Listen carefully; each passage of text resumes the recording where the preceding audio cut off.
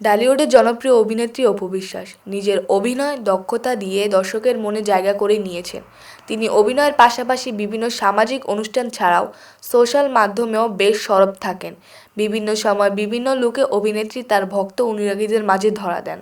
এবার অপু বিশ্বাস তার ভক্ত অনুরাগীদের মাঝে ধরা দিলেন কালো পোশাকে।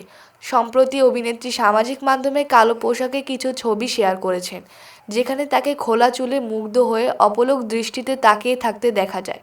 ছবি শেয়ার করে অপু বিশ্বাস ক্যাপশনে লিখেছেন, ড্রামা কুইন না হয়ে ডিভা কুইন হও।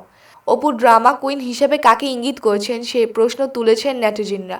কেননা একদিন আগে অপু বিশ্বাসের স্বামী টলিউডের সুপারস্টার সাকিব খান তার দ্বিতীয় স্ত্রী শবনম বুবলী ও তার ছেলের জন্মদিন উদযাপন করেছেন। এদিকে নেটিজেনরা কমেন্ট বক্সে অভিনেত্রীর রূপের বেশ প্রশংসা করেছেন। ভক্ত মনিয়া জাহান লিখেছেন, বিউটি কুইনে অনেক সুন্দর লাগছে। আরেকজন লিখেছেন, এই পিকগুলো সত্যি দেখতে ভালো লাগছে। উল্লেখ্য, কাল সকালে সিনেমায় পার্শ্ব চরিত্র দিয়ে ক্যারিয়ার শুরু করা অভিনেত্রী অপু বিশ্বাসের 2006 সালে কোটি টাকার কাবিন দিয়ে পরিচিত পান। তার বিপরীতে ছিলেন সাকিব খান।